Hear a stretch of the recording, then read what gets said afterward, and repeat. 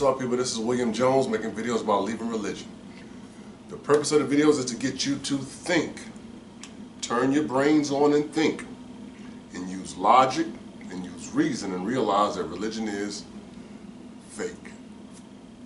Now for this video, I'm going to talk about a few things and some of the stupid acidness of the thinking of Christians, if you may. And before I get into that, just let me say, once again, we got I got the Leaving Religion group on Facebook, where you can go follow that if you'd like, join. Just answer the questions, the admins will add you in. And I also have the Left is Right shirts for those who desire to have them. You know, if you don't mind wearing them. I know some people, depending on your lifestyle, because of family members or friends, co-workers, everybody's just not at the point to wear that. But for those who desire to, you know, hit me up at William Jones Leaving Religion @gmail.com. Right now the shirts are currently going for $20. Alright, that covers the cost of me making them and the gouging of the USPS or the post office. Gouging. They're gouging me for real. So anyway, that covers all of that. So hit me up there at the William Jones Leaving Religion @gmail.com.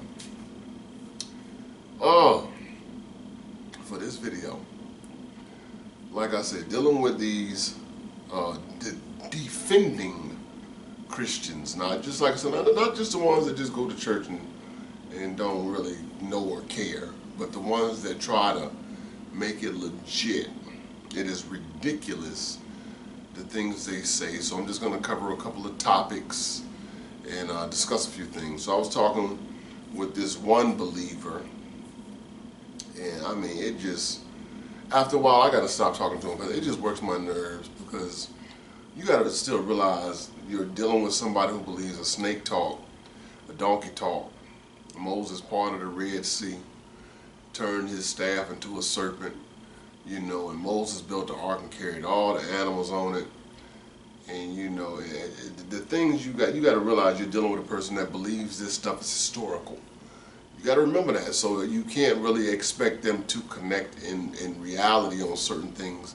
So in order to protect their views, they have to create scenarios and make things up in order for their cognitive dissonance, you know, in order to make things seem real to them.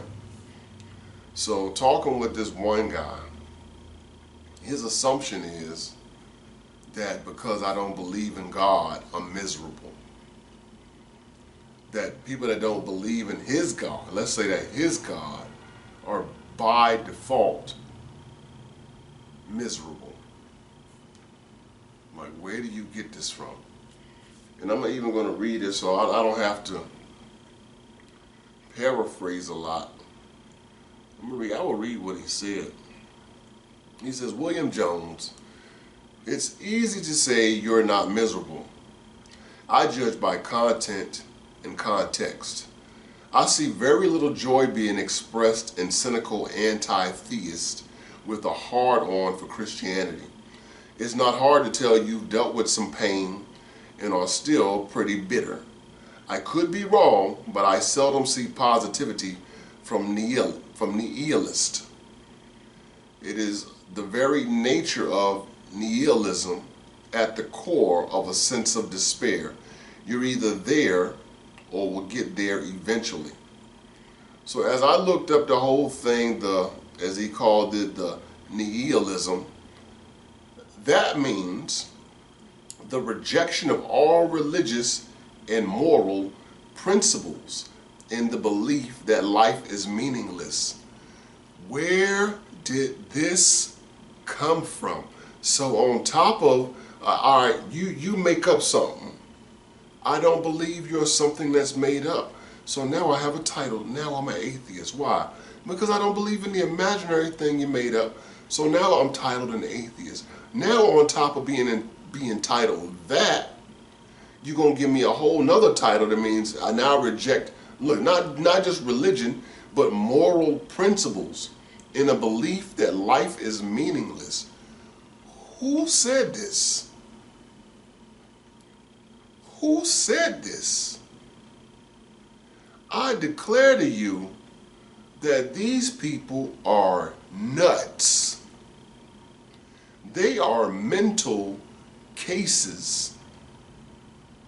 So now nihilism, you've rejected religion, so that means you have rejected morality, and to you life is meaningless. If life was meaningless, then I could put the gun in my mouth and pull the trigger. Pow. I could take the bottle of sleeping pills and be done. Gow. I could jump off the bridge into the water, bang, and be done if I thought it was meaningless. But the fact that I want to live and enjoy some things disproves exactly what you're saying.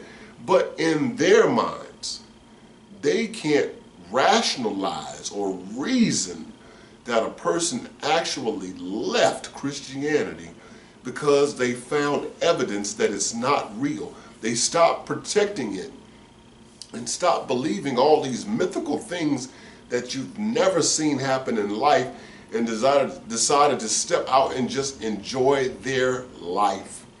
Now you're not just an atheist. Now you're a nihilist. Really? Then he goes on to say, after I told them about like you honestly think that not believing in your God just means that now all of a sudden, you know, we just want to be criminals and suicidal and non-moral just because we don't want to believe in what you believe in? But this, listen to the sickness. Listen to this sickness right here. Listen. William Jones, I don't speak of things I don't know. It's very evident by the high amount of depression and suicide in the atheist community that there is a lack of coping issue among much of you. And just by the nature of much of your content, I can assume quite clearly that you aren't happy just believing what you want to believe, and mostly because a majority of people you might love are not willing to join you in your lack of belief. Thus, the need to convince as many people as possible that you are truly living life to a very short and insignificant fullness. The thing is, once you do the task of intellectualizing it, you will end up conceding that life is meaningless. Love is just chemistry, and we are insignificant bleep in existence. So like I said, you are either there or will eventually get there. To be fair, none of this I said is true, but that's the only way nihilism will make any sense.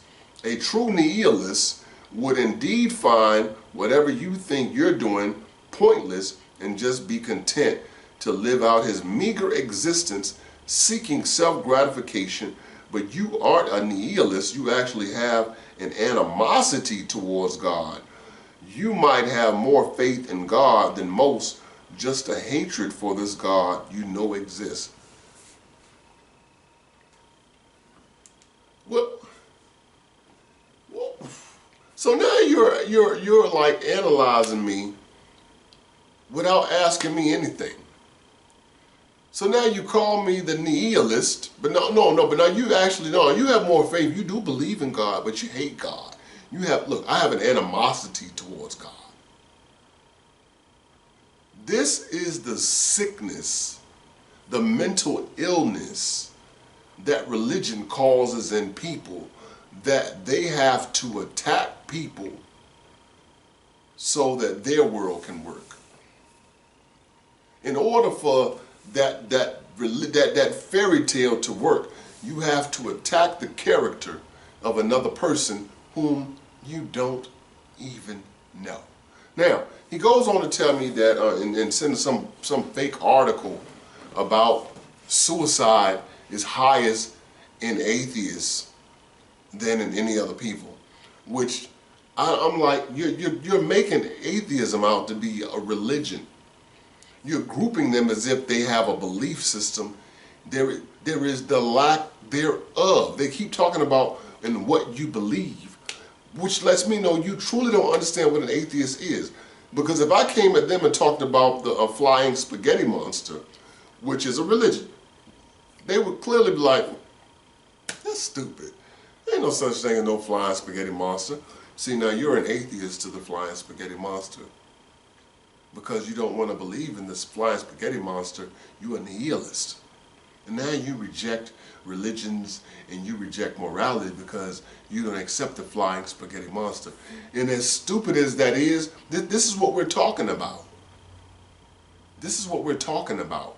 Because I don't want to believe what you believe, now all of a sudden I'm immoral. I have animosity towards your God because I don't believe in it. Right? So he goes on to talk about the suicide rate. The suicide rate is highest in atheists. Well, let's say this, for instance, that 85% of the world believes in something. You know, from you got the Christianity, you got the Judaism, you got Islam, which takes up most of it. You got Hinduism, and you got some other things. The Zoroastrianism might be rare, and you have a whole lot of religions out here within certain cultures where they believe in something, right? But those that just don't believe in anything, let's say they guess the estimate might be around about 15%. And so the point I made was this: see, you're comparing percentages and not numbers. In certain instances, you can't compare percentages with actual numbers, because if I had two atheists and one atheist killed himself, the percentage of atheists that killed themselves is at 50%. But how many died? One. If I had 10 atheists and 5 of them killed themselves, 50% of them died. Wow, 50% of atheists killed themselves, but how many actually died? 5. If I have 2 billion Christians worldwide and 20 million of them committed suicide, only 1% of Christians have committed suicide. 20 million have committed suicide. That's only 1% of Christians. You see, the numbers don't add up. So if you got over 2 billion Christians and less than a billion non-believers or atheists, where we're talking about maybe 700, 800 million, and then if no matter what the atheists did, if all of the atheists killed themselves, yeah, you say 100%, but it still wouldn't be 50% of the Christians. The numbers aren't there. So you can't use those numbers. I guess he can't understand that, trying to make a point. So he sends me an article, and like I said, what did it say? You know, the guy's talking about depression, and me and my atheist friends dealing with depression.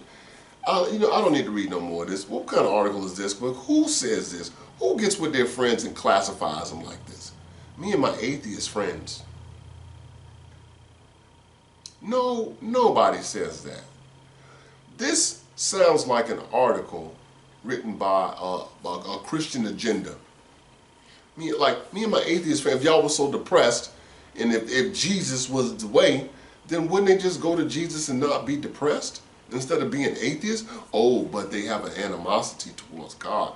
They hate God, so they rather than believe in God, they'd rather just be depressed and hate God. This is the stupidest thinking. This is not even logic. I can't even disrespect logic, calling it a logic. This is just a stupid way of thinking. It's stupid. There's nothing else I can say about it, but it's just stupid. Because somebody doesn't believe in your religion, they're automatically miserable, have criminal tendencies, and they're suicidal because they have rejected Jesus. But if they were so happy in Jesus, why did they leave? Why did they leave if they were so happy in Jesus? Because I mean, most of the stuff I went through in my life that was the hardest stuff, I was a Christian. Praying to God for answers and for direction, for relief, which I got none of it. It only happened in time like it happens naturally. Didn't do anything. He didn't do anything. But I understand he couldn't because he's not real. He's not real. They are bent on this. Well, once you left and they start quoting them stupid scriptures, you know, it's impossible for those who have tasted, you know, of the goodness to return again because, you know, they crucified the Son all over again. It's just stupid. I can't even be respectful to it. It's just stupid. It's stupid. I declare to you that I was talking with two of my kids, two of my children, shall I say, who are grown. And I was saying one reason I wouldn't want to raise my grandchildren in religion is because it would suppress you from thinking and doing problem solving when you need to. So if a situation comes up where you need to do something, I don't want you to get on your knees and pray and then be done with it and say God's going to fix it. I'd rather you know there is no help on the other side. There is no imaginary God going to help you, and you need to figure out what you're going to do. You know what I'm saying? Get out here and do something. I would rather you do that than handicap you by thinking some imaginary God in the sky is going to fix it. And then after you've done all your work to fix it, and instead of you crediting yourself for doing that and learning something, you're going to give all the credit to somebody that doesn't even exist. Like I said, I would rather you figure it out yourself. But these religious people, every time we talk about doing something, they want to, well, let's pray. That's the problem. That's the problem. Praying. Praying doesn't fix anything in the real world. It just gives you a false sense of hope that this God is going to do something. And when he doesn't do it, yet again, you're going to make an excuse why he didn't do it. Because if something good does happen, you're going to give him all the credit instead of crediting people who actually did stuff. When Dr. King and them, when they was in D.C. and had all them people come together and he did the I Have a Dream speech, God had nothing to do with that. No, men made that happen. Yes, Dr. King got the greatest light from the situation, but a lot of men behind the scenes put that thing together to allow him to be there to make that happen. Talking about what God is going to do. Because if that's the case, we still ain't got what we want to be. God has done nothing because he doesn't exist. I mean, the logic, there is no, like I said, there is no logic in it. It's just pure, it's mental insanity. I lie to you not. Like they say that a lot of autistic people, they have imaginary friends. And as they get older, they still have imaginary friends. And they're grown, but they're autistic. And people are like, oh, they got this friend, you know, Chester. But Chester isn't real. He believes that Chester is there. Well, your Chester is called God. Because the same way his Chester does nothing, your Chester, aka God, does the same thing. Absolutely nothing. Here we are now in this era with the coronavirus going on, and they're closing down schools and restaurants and businesses and even the churches. This will be God's time to shine. But yet again, like through everything else, where is God? Nowhere. Why? Because God is no one. God is just a thought. He's just a thought. Doesn't exist. And all the Christians hiding, making excuses. I even had one of them say, well, this is prophecy. It's the end of the world. And so God's allowing these things to happen and he's about to return. And my bottom line was, so all you're telling me is, yet again, your God's going to do absolutely nothing. Like he always does, nothing. Anything we want to get done, we got to do it because your God doesn't care.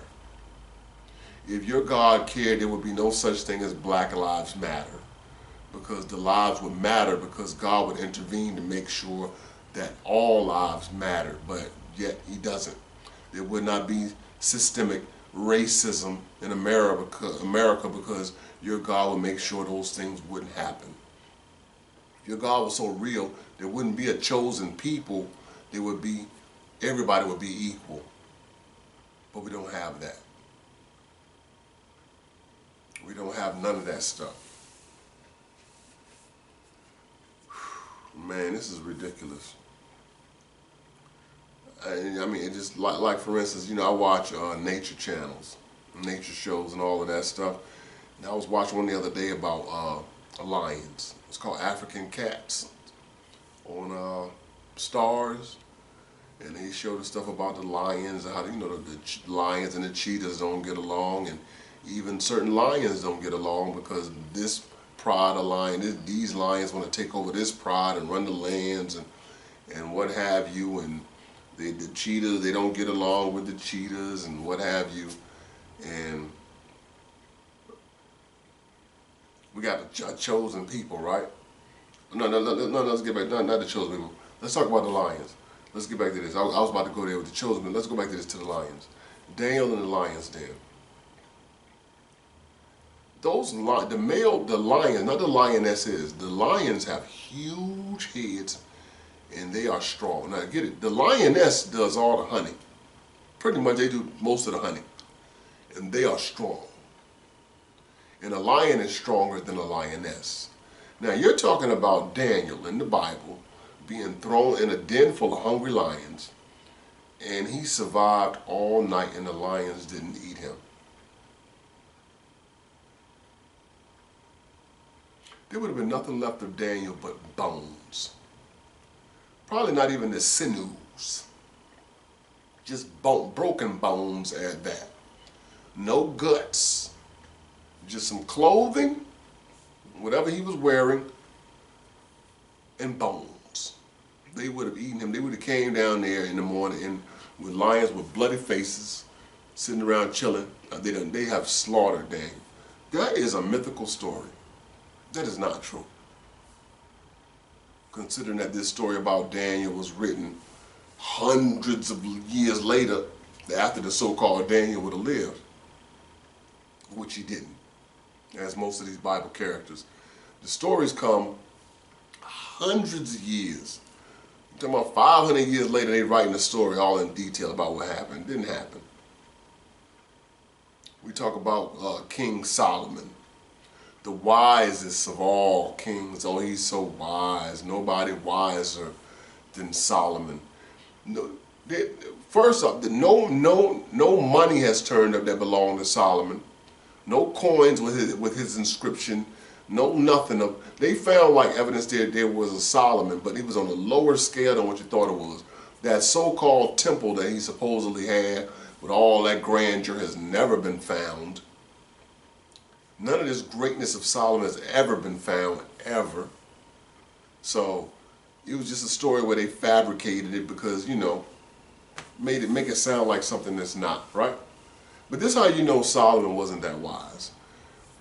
You knew Solomon wasn't wise with the fact that he had 700 wives. Any man with wisdom would know one wife is enough. One wife. One wife is a handful. I can only imagine you had 2 wives. 3? Now, 700 wives, 300 concubines, 300 side chicks, 1,000 women for one man. There's 365 days in a year. And trust me, as a man, you're not gonna every day. No. And you got business day. You're not just laid up, you know, screwing all day. You got king stuff to handle. You got people want to take over your land. You got all that judging he was doing with the women talking, arguing about whose child this was, cut the child in half, all that. You got all this stuff. You got to do king business. So there's no way you be laid up with 1,000 women and you could even deal with all of them. How many anniversaries is that? Like, well, the cultures was different. Women have been grimy. From the beginning. I'm just saying, not grimy is in a bad way, but what I'm saying is getting their way. Because even in the book of Solomon, where he believed and where God then came down after he done burned all those sacrifices and told them, don't, whatever you do, don't serve no other gods. And Solomon is allowing these women to build, altars to their gods. That's because God had never dealt with a woman. And all that nagging and bickering, no, my God, you already ain't gave me none, and you already got all these other women, and then build the damn altars. I'd rather deal with God than deal with y'all. For real, I'd rather deal with God than deal with all these nagging women. He's wise. Oh, but he did it for political reasons, because if he was, when you got the wives of this king, you married her daughter and there was a bond there. I don't care how you put it, Solomon was suffering. You ain't that wise. Figure out another way. You wise? Why can't you do it that way? You wise. But Solomon, he existed, but not on the grandeur scale that they said he did. Whew, man, I declare to you, dealing with these religious people, they just, I will say this all the time, and it's so true, please prove me any different. They do not have the ability to reason. And for some reason now, all of a sudden, the more intellectual you get means Jesus is real. The better you learn how to debate and learn different strategies and what this is called and what that is called, and you talk with a bunch of big words, for some reason, all of a sudden, that makes Jesus real. No, it just makes you feel better as a Christian. It makes you feel better.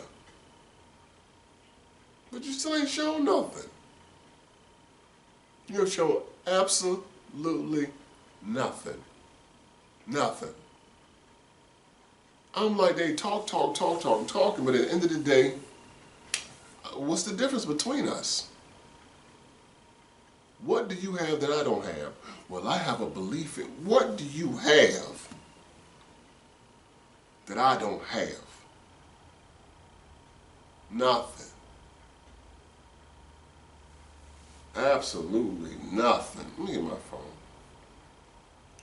Make sure if I got anything in here I'm not leaving out before I close this video out.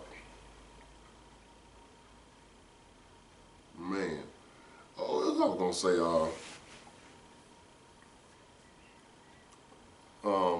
yeah, I wanted to mention this one real quick. We're talking about the Gospels. Y'all got all this stuff going on my throat. Give me some tea. What's that? Okay, we good.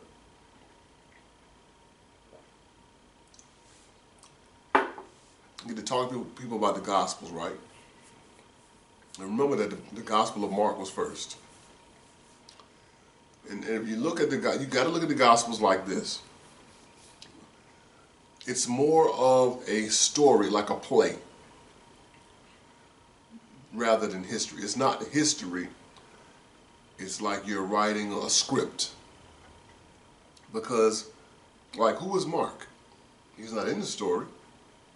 Who is Mark?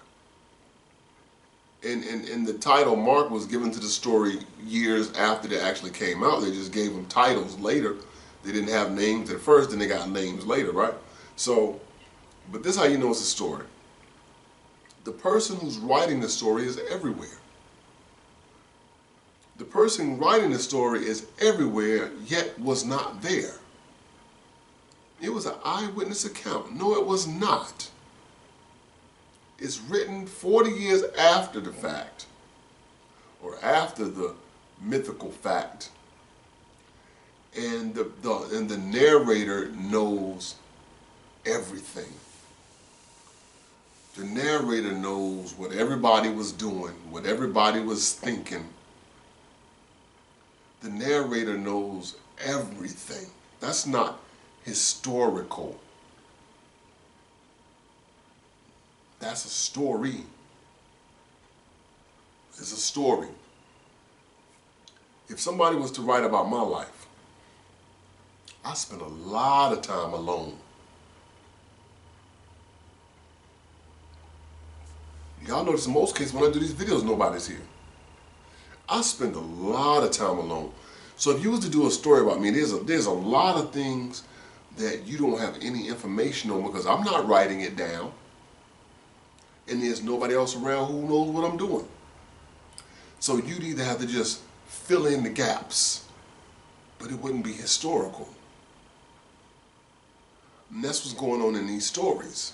And people are thinking because there are a couple of characters here and there that are actually real, that the story is real, but I told y'all the Forrest Gump effect. Forrest Gump wasn't real and he met real people. Same thing with the Bible, right? But how do you know what people were thinking? Like I said, even in the Gospel of Mark, Mark starts out with Jesus going to John to be baptized. This is the first gospel. Well, what about the virgin birth and the angel coming and all of that? Why wasn't this important to Mark with the first gospel? The only one at this point. So with the only one coming out, you didn't even mention, hold on. So you didn't even tell us that Jesus, that an angel came and talked to John the Baptist's dad and then came and talked to Mary and told her that she would have him and then name him Jesus. You mean to say you wait till he's 30 and he's getting baptized to start your story? Well, haven't we seen them do the Spider-Man movie with Tobey Maguire and then come back and redo the Spider-Man movie with that other guy? And now we got a whole nother Spider-Man with the Marvel Universe over here? Well, the story keeps changing because the story will keep growing. Hold on, y'all did a Hulk movie here with this guy. Then you brought in Ed Norton and you did another Hulk movie. Now you brought in this guy and you did another Hulk movie. Same thing with Jesus. It keeps evolving because the story gets better, it changes. How many Terminator movies do we have where they keep going back and changing this and changing that and changing this? How many times do we see this? You got to go and keep evolving the story because it's evolving. So Mark starts out with Jesus being 30. And he goes to John to get baptized. And John was baptizing for the remission of sins. So why would Jesus be there if he never sinned? Unless, according to this gospel, he was a regular man. He was a regular man. And then once John baptized him, when the Holy Ghost came down as a dove, then when that spirit came on him, it made him into the Christ. So he was just regular old Jesus, the carpenter, the son of Joseph, the son of Mary. He was him. He didn't mention no virgin birth, because anybody reading that story right then would have never thought anything about a virgin birth. They would have never thought about any of that stuff reading the Gospel of Mark first. You would have never came to that conclusion that he was divine, that he was the Son of God like that. You would have never came to that conclusion. You would have been like, oh, God chose this guy. Now, boom, the Spirit hits him. This is my beloved Son in whom I'm well pleased. And then he starts his mission. And then at the end of the book, when he resurrected and the women came to the tomb and they just found the angel there, and the angel like, what you looking for? He's gone, you know, and go tell his people that he's resurrected. And the end of the book says that the women ran away scared and they told no one. And then later they added on, then Mary Magdalene came later. That's all in there. Look at the NIV. The NIV commentary will tell you everything. They added on to the story. So then Matthew like, this is a good story, just not. We got this Jesus that doesn't have enough. So let's bring it back. So And we're going to make with this Jesus, the angel Gabriel comes to Mary and Joseph and let them know. Yeah, let Mary know, yeah, you're going to have this child, name him Jesus, and Joseph going to be skeptical. So let him know. Yeah, let him know. You already, the child is born. Oh, now Herod the Great wants the child killed. All 2-year-olds need to be killed. So they run to Egypt, just like Moses was found in Egypt. They run to Egypt and hide out in Egypt. And then the end of the book, you know, Jesus add on some miracles.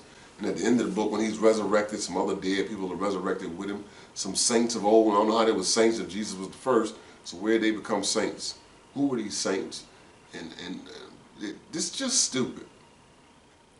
And then Luke comes along. No, not just going to talk to Mary and Joseph, but also going to talk to Zacharias, John the Baptist's father, and let him know that they're going to have a child.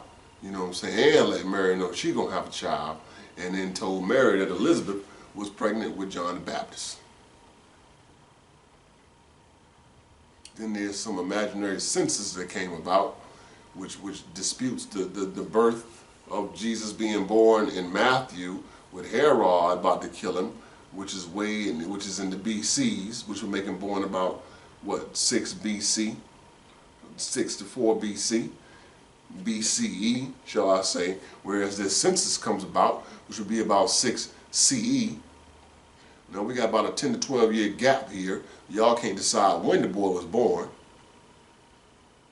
Either way, 30 to 33 is just not right for the when he was 30 to 33 CE when he was resurrected. It's just not right. Doesn't add up. But now, so now Luke got it where he's born during this census in a manger, and the wise men or the shepherds come and all these people come to see him, the Magi, and give him the frankincense and myrrh and gold and all of this, and then they go back home and live their life. Which one is right? Which one is right? Because they don't line up. Because it's not making sense. It's not making sense. Here comes John, years later. In the beginning was the Word, Word was God, Word was God. Now he's God. So now he's not just a man who was baptized of his sins and the Holy Spirit came on him and made him to Christ. Now he's not just one of the angels came and said, name his name Jesus, not even Emmanuel, but name him Jesus. Now we're going to take it back. Back when God was making that stuff in Genesis, yeah, that's him. Now his ministry is not a year and a half. Now his ministry is 3 years long. But you can't tell this to a believer.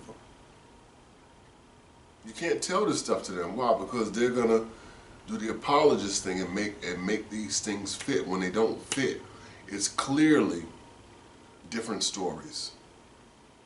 If it was the same story, it would line up. I did a thing where I even got it in the room about the alabaster box thing. And in each case of the alabaster box, the woman brought out the box to anoint Jesus' feet. The story, it was different in every account. It was different in every account. None of them lined up. Then when Jesus is on the cross, you know, and he, mother, behold thy son, and, you know, behold thy mother, and he gave the ghost, or he said, Father, why have you forsaken me? And then he gave up the ghost. You know, he just kept saying different. Then he got to talk to the thief on the cross on this one, both of them dogging him on one of them. One was dogging him, but the other one was like, you know, when you enter your kingdom, remember me. So what is going on? But this is infallible. This is supposed to be the word of God. It's just stupid. I just can't stress enough how stupid this stuff is. And that in 2020, you have to tell a grown person that a snake did not talk to a woman. And I literally had a guy say to me, well, you know, in the Hebrew, What a serpent mean? You don't know what serpent means in the Hebrew. So I pulled my concordance out. I showed y'all in plenty of instances what the Hebrew says or what the concordance says. And it said serpent. And it said snake. Then I showed it to him. Serpent, it means snake. He said nothing. Boom, he disappeared. They do this tap dancing thing. They tap dance around the truth because they can't face the truth. Whenever you're believing something that's not real, it has the ability to change. You can change it at will because it's not real. You can change it. We can change the Spider-Man story. Why? Because it's not real. We have the MCU universe, Marvel Comics universe, where they make a person, and with this company, they make, you know, the character here, but the character in the other one is different. Why? Because neither of them is real. And when it's not real, you can change it. We can't change Dr. Martin Luther King's story. We can't change Malcolm X's story. Because what happened, happened. You know, like they did on the Boondocks, if Martin Luther King had lived, and he was appalled by what he saw, and said, you know, forget all y'all, I'm moving to Canada. That was just like saying if we could do that, but we know that Dr. Martin Luther King was killed. We know that. I love the movie Notorious, about, you know, Notorious B.I.G. I love the movie. And no matter how many times I watch it, I already know at the end he's going to get shot and killed. I already know that. It's not going to be a different ending where they were in the bulletproof truck and he lived. And then he made it in the next album. And what I already know, this is what it was because it's real. But when something is not real, it can have a bunch of conflicting stories. So whereas you have the Matthew, Mark, Luke, and John in the Bible, they don't talk about the Gospel of Thomas, the Gospel of Mary Magdalene, the Gospel of Judas, the Gospel of Peter. They had all these different Gospels that was out there because they could do that, but they chose the ones they wanted to have, the ones that were the most popular. You chose the #1 hits, the best sellers, and put those together. But there were plenty more stories out there. But you can make these stories, why? Because the Jesus character was not real. It's not real. We can't go back and keep changing stuff. Abraham Lincoln, the vampire killer, the vampire slayer. Yeah, Abraham Lincoln is real. Was he out there slaying vampires? No. No. Yeah, what's his name?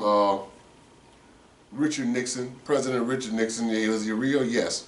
Is he a head on Futurama? No. It's not real. You could take real people and do stuff and say, well, Futurama got to be real because Richard Nixon was real. Yeah, and all Snoop Dogg was up there. We can name all the people on Futurama, and they're real, but does it make Futurama real? No. Oh, Pontius Pilate, they found something where Pontius Pilate is real. So that means the Bible real, about Jesus is real. Nothing says anything about Pontius Pilate and Jesus. And the Pontius Pilate of history, who was just so ruthless and would kill at the drop of a hat, would not have submitted to Jews whom he was subject over, because they said, if you do this, then you are an enemy of Caesar. He would have slaughtered them like he did when he came into Judea and slaughtered people and crucified people. When he came in, they had to like, yo, Pontius, chill. Chill. We want you to rule the place, not kill everybody. Slaughtering folks on the Passover. He had to be sat down because why? He was so ruthless. He didn't care nothing about them people. But in the Bible now, they backed him down. Oh, I wash my hands, I'm clean and all of this stuff. That Pontius Pilate is the Bible one. That Nebuchadnezzar that you have in there, Nebuchadnezzar the first, don't even say the first, but Nebuchadnezzar the first, and he was, for 7 years, he was a wild man, and then declared that God, their God was the real God. That's just the Bible. It's not real. Stuff is not real. I'm going to wrap this up, though. I'm going to wrap this up, and like I said yet again, for those of y'all that want to contact me or you want to get shirts, I got the shirts, $20 a pop, and that's at William, just hit me up at the William Jones Leave a Religion at gmail.com, and we still got the Facebook group, Leaving Religion. You can go there and join the group if you'd like to join. So I'm going to go ahead and wrap this up and be done. And for those of you that have hit me up on the for shirts and for just to converse with me and tell you a story on the William Jones Leaving Religion at gmail.com, thank you. I'm glad to see that, you know, it matters and the videos help people. Of course, you're always going to have your haters. You can't please everybody. You're going to have your haters. Whatever, I don't care.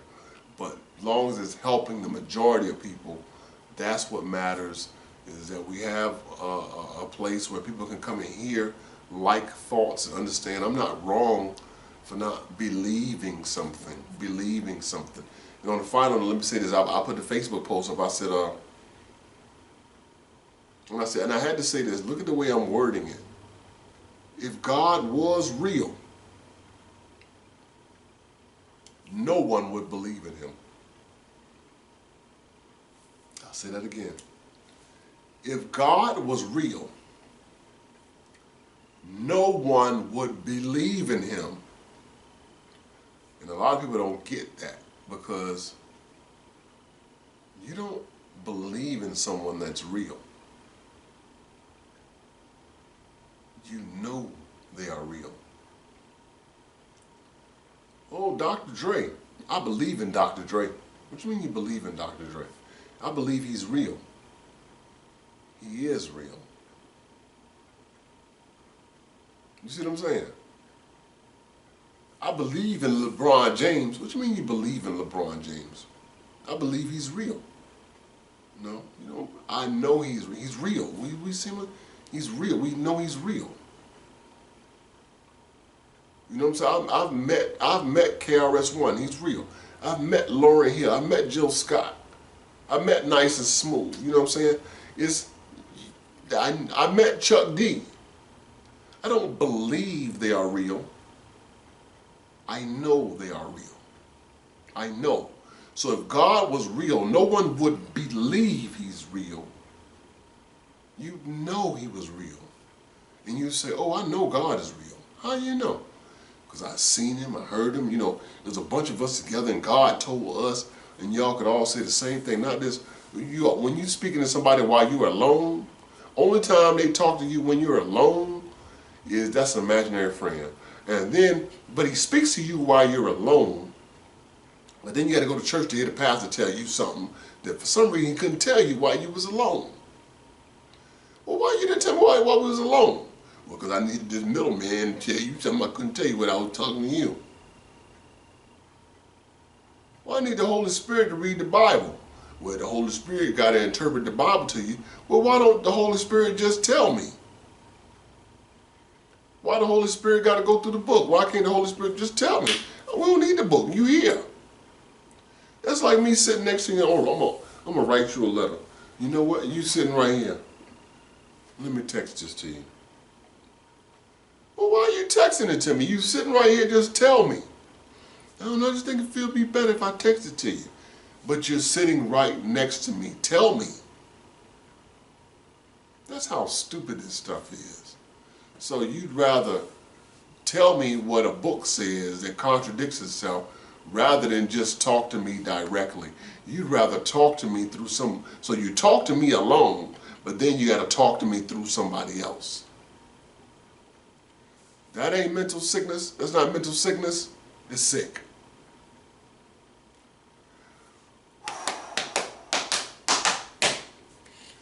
Alright, y'all, I'm out of here. I'll see y'all in the next video. Peace.